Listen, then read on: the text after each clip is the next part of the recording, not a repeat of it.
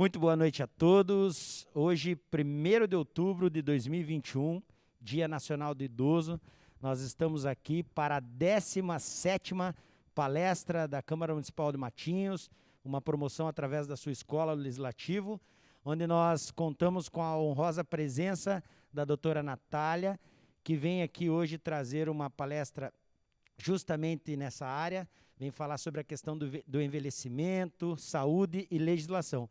Então, doutora, em nome de toda a Câmara Municipal de Matinhos, dos nossos funcionários efetivos, dos nossos colaboradores, os vereadores, seja muito bem-vinda sempre a esta Casa de Leis e desejamos a você uma ótima palestra. Muito obrigado. Muito obrigada, senhor presidente. Eu vou retirar a máscara, peraí. Que assim é mais fácil para falar e estamos aqui cumprindo todas as normas sanitárias necessárias para esse momento. Eu venho agradecer a esse espaço que a Câmara me cedeu na pessoa do presidente, porque é muito importante a gente vir e conversar realmente sobre o envelhecimento e sobre tudo que ele pode causar na vida da gente. Porque o momento certo de falar de envelhecimento é todo dia. E nada melhor do que no dia do idoso e no dia da lei do idoso, a gente possa vir a falar sobre isso. A palestra de hoje tem esse CID um pouquinho diferente como o nome, porque ele vai, a partir de 2022, estar valendo como causa de morte, que é um CID que classifica velhice como uma possível causa de morte. Até hoje a gente teve um movimento social muito grande para tentar transformar a velhice não mais numa doença, e sim numa condição de vida em que todo mundo vai fazer parte e que todo mundo vai passar. Então, é muito importante esse espaço hoje para que a gente possa vir conversar sobre isso.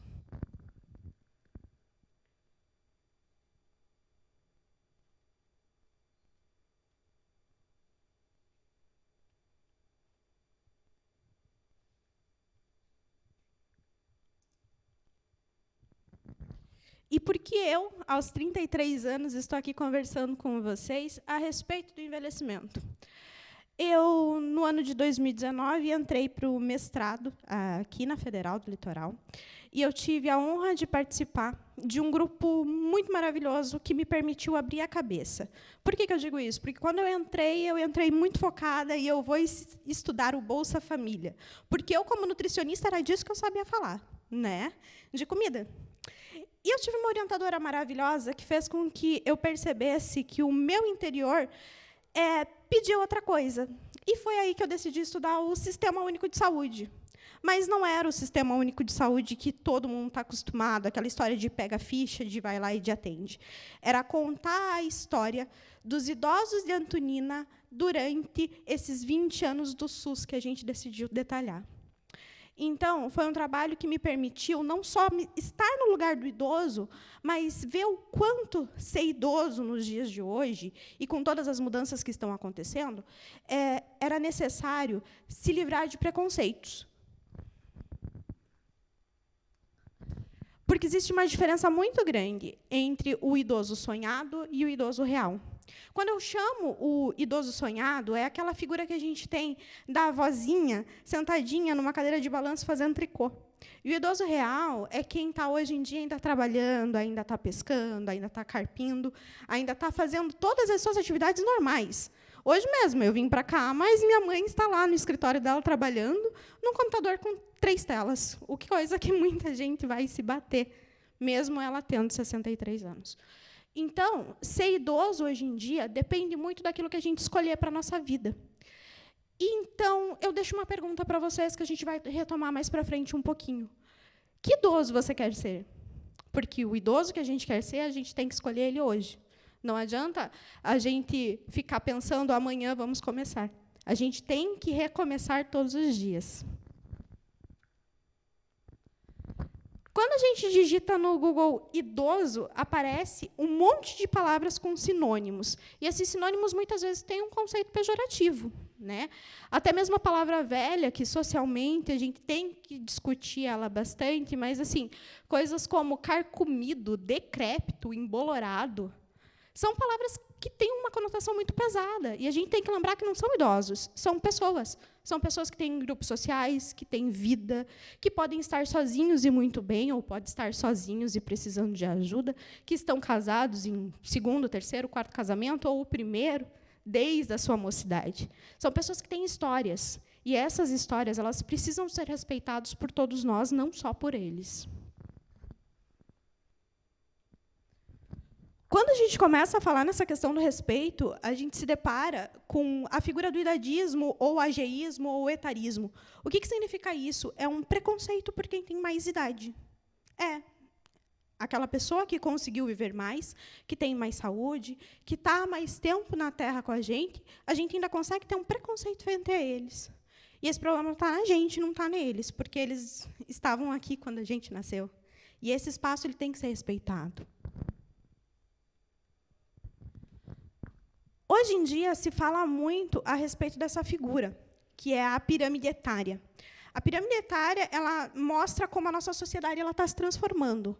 Lá em 1980, quando alguns aqui que estão na sala ainda não tinham nem nascido, a gente tinha uma pirâmide num formato comum, onde tinha-se mais crianças nascendo e menos velhos existindo.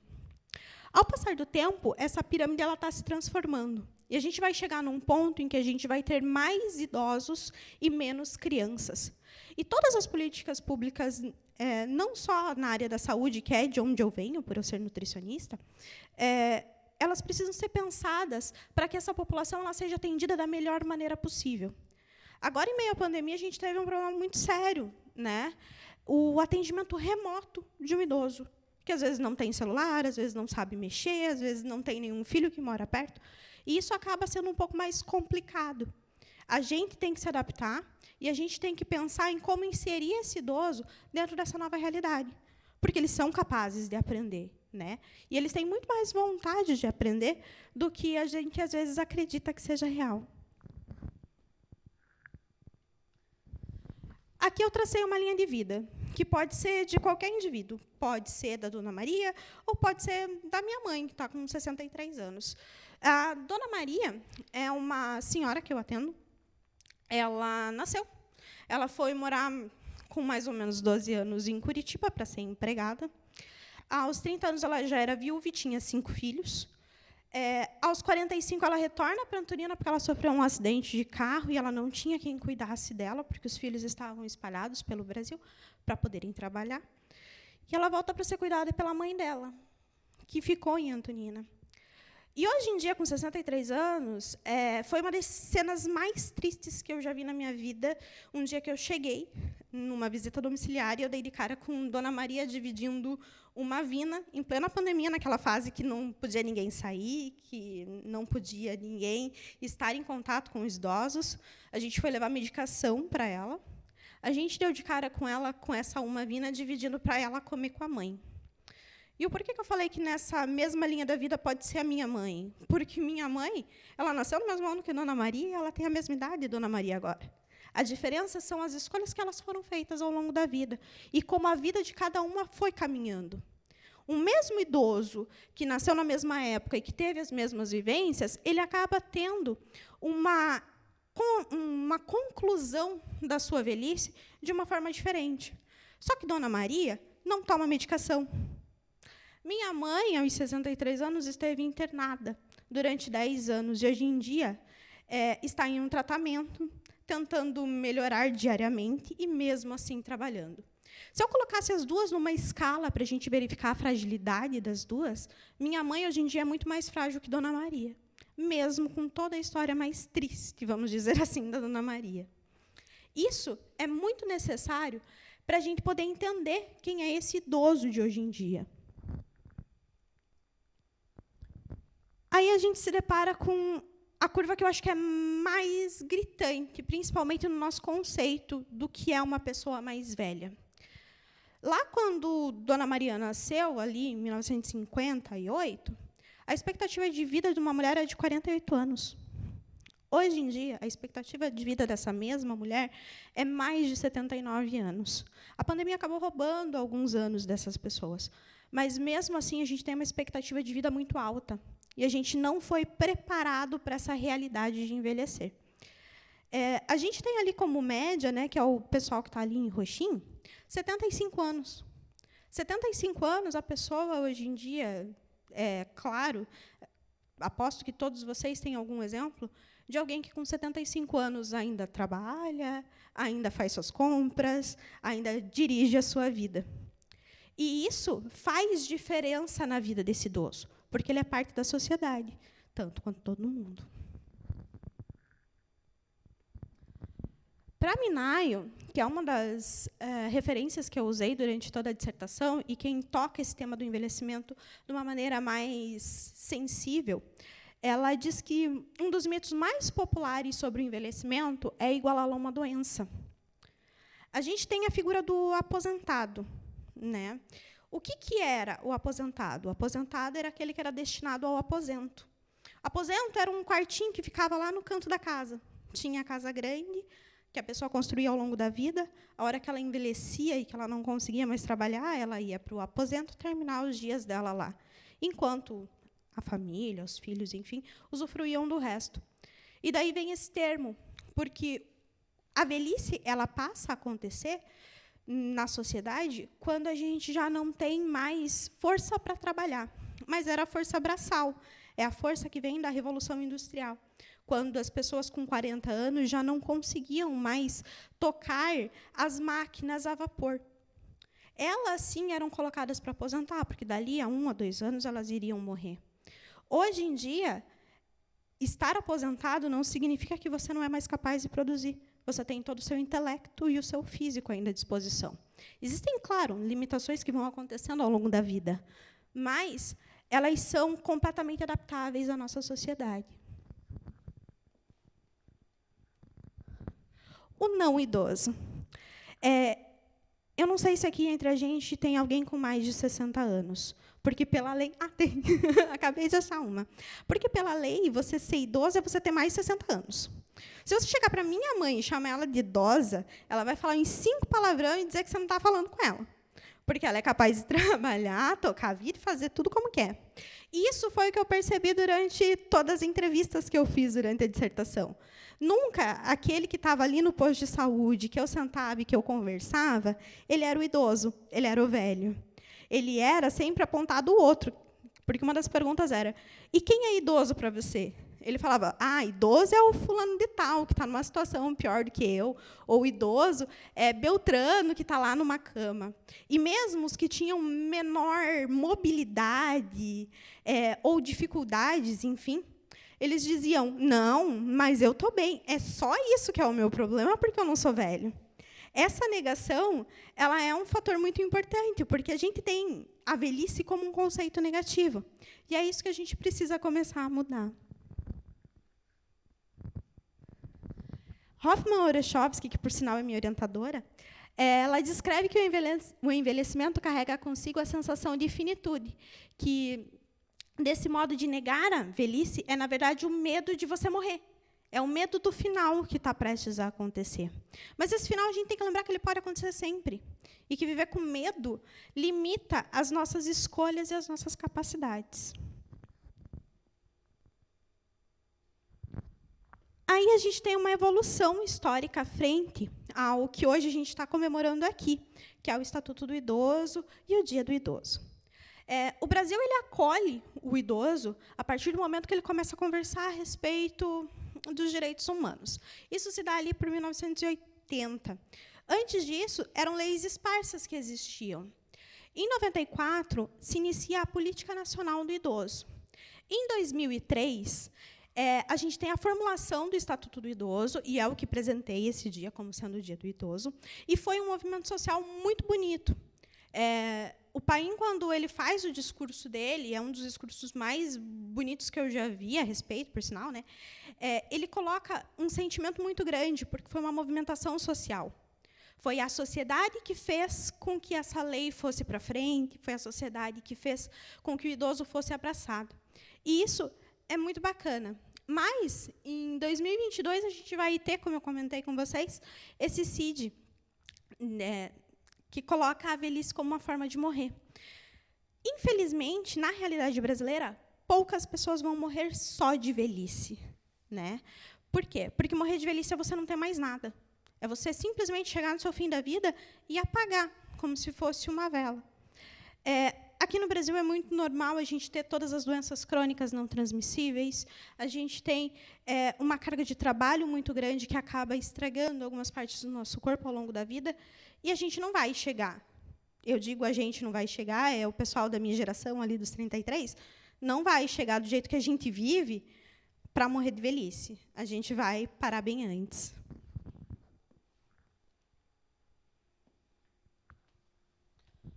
A forma com que se percebe a velhice, ela também muda de acordo com a sociedade. E aonde essa pessoa está localizada na sociedade.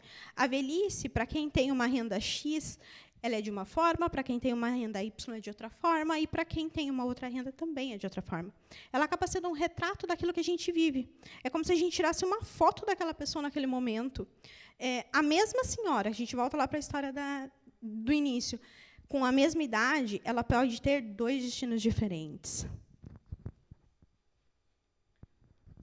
Essa é a lei 10.741, de outubro de 2003, de 1º de outubro, e ela dispõe sobre o Estatuto do Idoso e dá outras providências.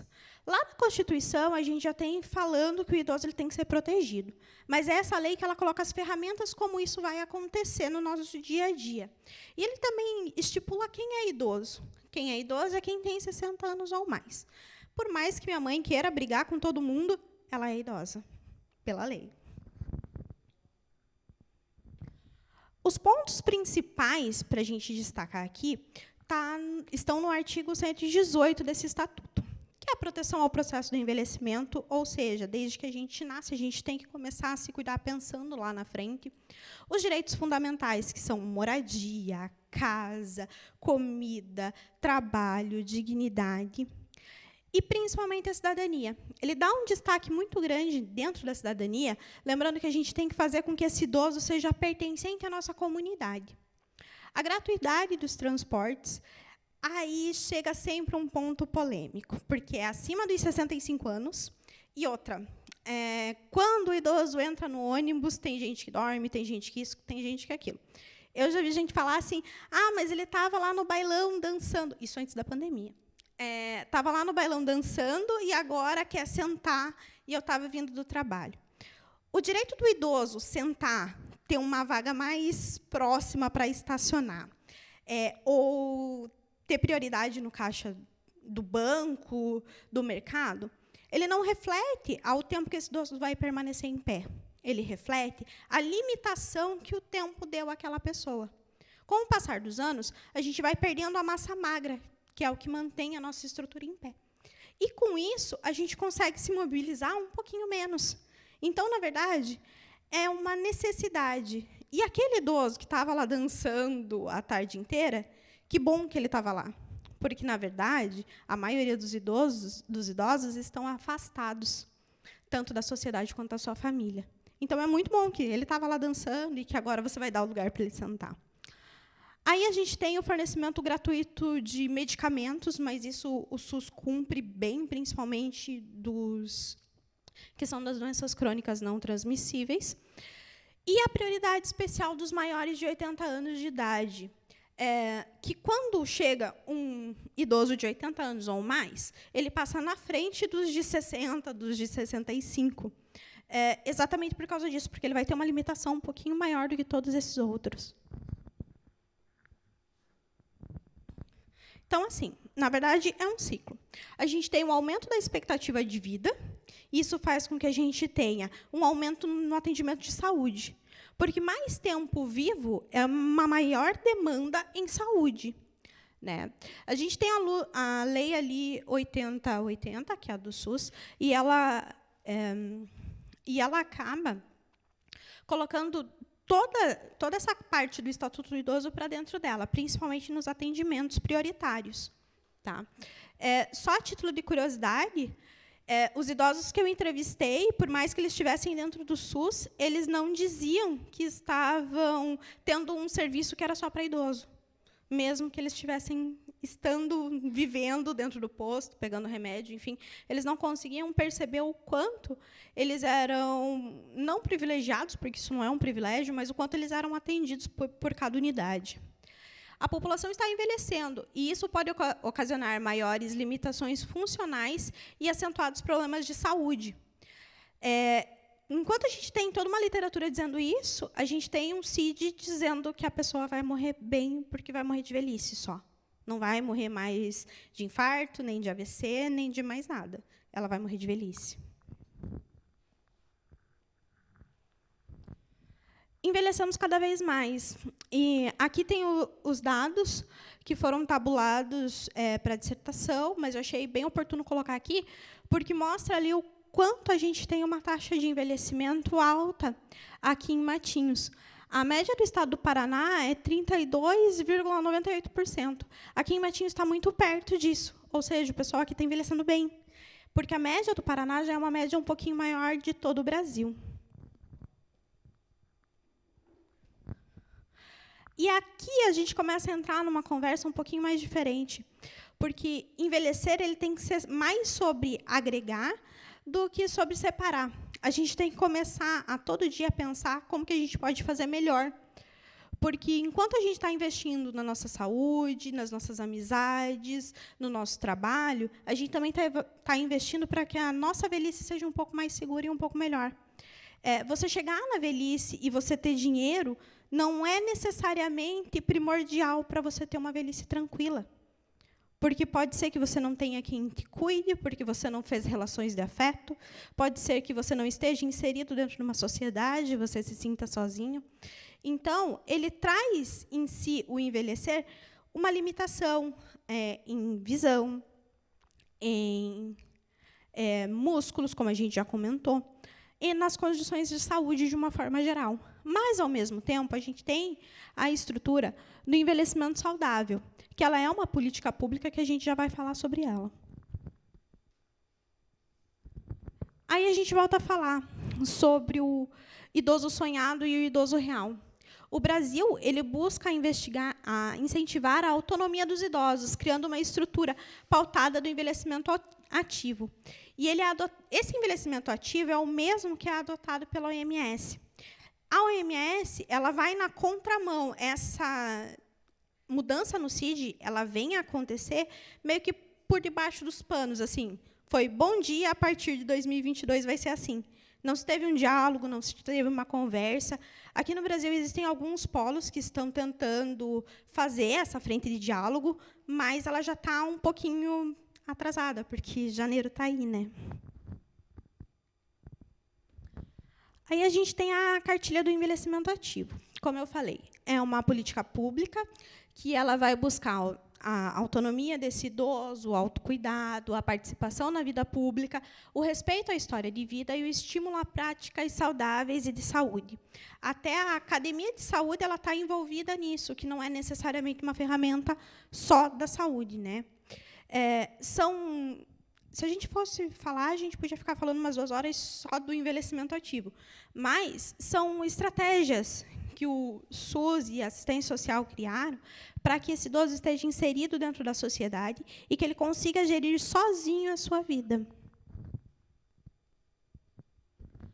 Porque a gente tem, na literatura, de uma forma bem simplista, 2 idosos. O idoso frágil, que é aquele idoso que precisa de atendimento completo, que é o idoso que tem alguma limitação muito grave, e o idoso robusto. Quem que é o idoso robusto? É quem até toma uma medicação para o coração, até toma uma medicação para a pressão, mas ele não deixa de fazer as suas atividades, ele não deixa de estar inserido dentro desse grupo.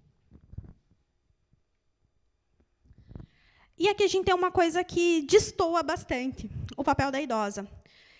Aqui no litoral, a gente tem mais idosas do que idosos, mas isso não é um fenômeno só nosso, tá? É um fenômeno mundial. A mulher ela tem uma questão de autocuidado um pouquinho maior, mas ela é um pouco defasada quando ela chega na terceira idade, porque ela deixa de se cuidar para cuidar da casa, para cuidar do marido, para cuidar dos netos, para cuidar da vida dos outros, e ela se coloca em segundo plano, né? E quanto menor a renda dessa mulher, menor acesso ela vai ter às estruturas de saúde. E aqui, já caminhando quase que para o fim, a gente tem esse novo CID, que vai começar a valer a partir de janeiro do ano que vem, que ele coloca ali, ó, a velhice foi colocada nesse código, que é o MG2A, tendo como um sinônimo velhice avançada sem psicose, ou seja, sem nenhum transtorno mental, senescência sem psicose e debilidade senil, ou seja, é uma velhice pura e simples. A pessoa não vai ter mais nada. A partir do momento que esse CID começar a realmente ser efetivo, não é que vai ter uma simplificação da morte. A gente só não vai ter números oficiais do que realmente acontece no Brasil. Porque uma pessoa que infartar pode ser colocada nisso se já tem mais de 60 anos. Uma pessoa que tiver um derrame pode ser colocada nisso se já tiver mais de 60 anos. Isso vai impactar principalmente em como pensar uma estrutura de saúde a partir de agora, porque os números vão começar a ficar um pouquinho distorcidos. E, afinal de contas, né, que idoso você quer ser? Sempre há tempo para recomeçar. Normalmente me falam assim, muito no consultório, filha, mas eu já tenho mais de 60, eu não vou mudar. Vai, se a gente quiser investir na nossa saúde, na nossa qualidade de vida, a gente começa sempre no primeiro dia. Depois do primeiro dia, as coisas vão começando a ficar mais fáceis. Um dia de cada vez é o suficiente. Essas foram as referências que eu usei para montar o trabalho. E aqui é onde vocês podem me achar. Tem o e-mail, tem o Instagram, e, novamente, eu agradeço pela oportunidade, por poder ter essa conversa com vocês. Muito obrigada.